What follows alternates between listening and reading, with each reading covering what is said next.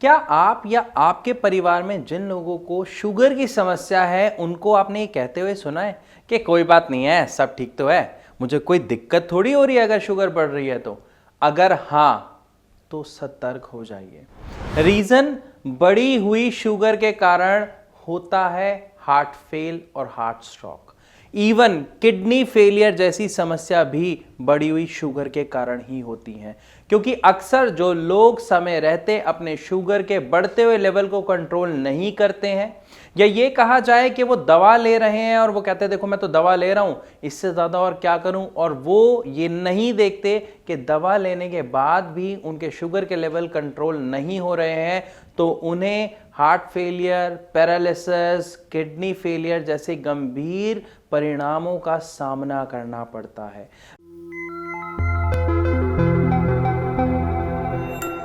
मैं ऐसा क्यों कह रहा हूं, आप इसको थोड़ा सा समझेंगे तो आपको क्लियर हो जाएगा। शुगर में असल में होता क्या है, हमारा जो खून है वो गाढ़ा हो रहा है। कुछ ऐसे समझिए कि चाशनी आपने देखी होगी तो चाशनी थिक हो जाती है।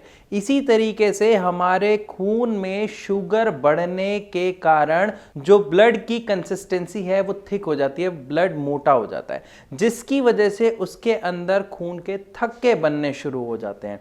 और अगर कोई थक्का आपके दिमाग तक पहुंच जाता है, जो वो अटक जाता है किसी नस में, तो उसी की वजह से होता है पैरालिसिस। और अगर ये आपकी आंख की किसी नस में फंस जाए तो आंखों की देखने की शक्ति चली जाती है, जिसको आई रेटिनोपैथी के नाम से हम जानते हैं।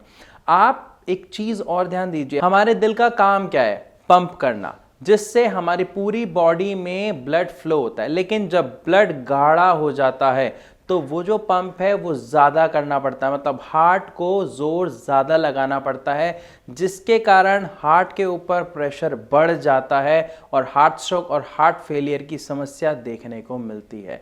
इसीलिए अगर आप या आपके परिवार में कोई भी व्यक्ति शुगर को नज़रअंदाज करता है, उसके बढ़े हुए लेवल से कहता है चिंता करने से कोई फर्क नहीं पड़ेगा, तो ये सही है कि चिंता करने से कोई फर्क नहीं पड़ेगा, लेकिन चिंता ना करने से, इसके ऊपर सही डिसीजन और सही कार्रवाई ना करने से बहुत गंभीर परिणामों का सामना करना पड़ेगा। आइए इसको थोड़ा सा समझते हैं कि असल में ऐसा होता क्यों है। ये जो शुगर की समस्या है, असल में ये हमारे शरीर में क्यों बढ़े जा रही है जब आप दवाई भी खा रहे हो, तो ये समझना बहुत जरूरी है।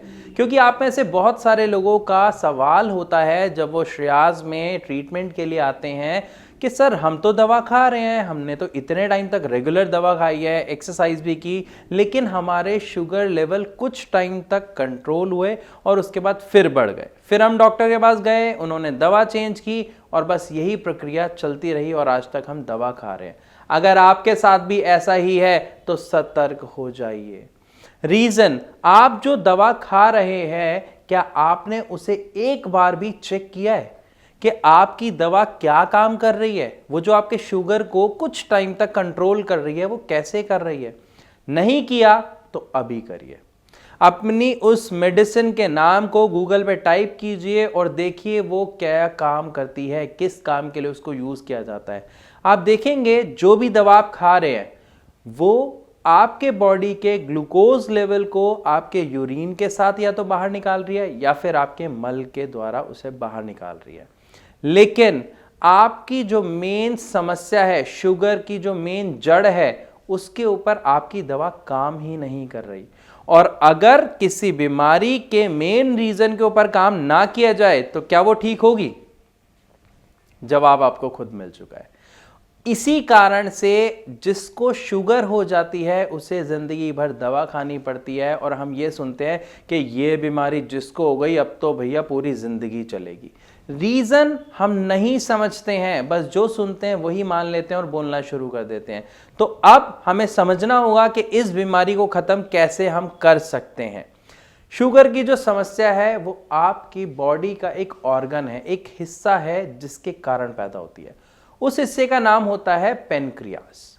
ये नसों का बना हुआ एक हिस्सा होता है जो हमारे पेट के साइड में होता है और इसका एक काम होता है इंसुलिन नाम के हार्मोन को प्रोड्यूस करना।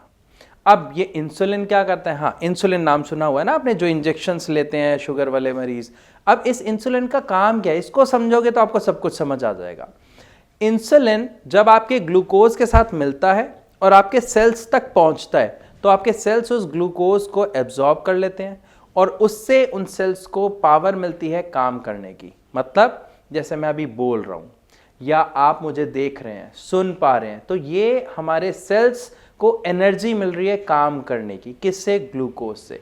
तो ग्लूकोज कोई बुरी बात नहीं है, लेकिन जब आपका जो इंसुलिन है वो फॉल्टी हो जाए, मतलब वो खराब बनने लग जाए, तो वो आपके ग्लूकोज के साथ तो जरूर मिलता है लेकिन आपके सेल्स उसको एब्जॉर्ब नहीं कर पाते हैं।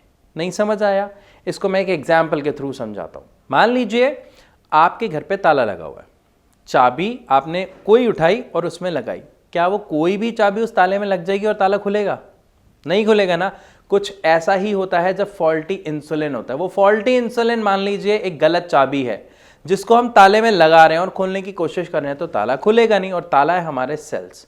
तो जब आपका इंसुलिन फॉल्टी हो गया तो आपके सेल वर्क नहीं करते हैं, जिसकी वजह से जो आपका ग्लूकोज है वो एब्जॉर्ब नहीं होता है और ब्लड के साथ पूरे शरीर में फ्लो करना शुरू कर देता है, और यहीं से शुगर की बीमारी का जन्म होता है। अब ये जो फॉल्टी इंसुलिन है ये क्यों बनता है? आपके दिमाग में ये क्वेश्चन आ रहा होगा। देखिए, ये एक लाइफस्टाइल डिसऑर्डर है, मतलब हमारे गलत खान पीन के कारण पैदा हुई बीमारी या समस्या। तो ये समस्या एक दिन में, एक साल में पैदा नहीं हुई, इसको बनने में काफ़ी समय लगता है। जब हम बहुत सारी गलत चीज़ों का सेवन करते हैं, फास्ट फूड पर निर्भर हो जाते हैं, पैक्ड फूड खाते हैं, तो कहीं ना कहीं वो गंदगी हमारी आंतों में चिपक रही होती है, ब्लड के साथ मिलके हमारी नसों में जाती है, जिसकी वजह से पेनक्रियाज काम तो करती है लेकिन ठीक तरीके से नहीं करती, और शुगर की समस्या का जन्म होता है। अब ये समस्या आगे कितनी सारी गंभीर समस्या को जन्म देती है ये मैंने आपको शुरुआत में बता दिया। इसीलिए किसी भी शुगर के पेशेंट को अपने शुगर के बढ़े हुए लेवल को लेके लापरवाह नहीं होना चाहिए। अगर आपके परिवार में कोई ऐसा है तो ये मैं आपसे रिक्वेस्ट करता हूं कि उन्हें कहिए कि सही समय पर सही डिसीजन ले, सही इलाज ले। रीजन, अब इलाज की बात अभी हमने की थी कि दवा ले रहे हैं लेकिन चीजें ठीक नहीं हो रही क्योंकि सही इलाज नहीं है।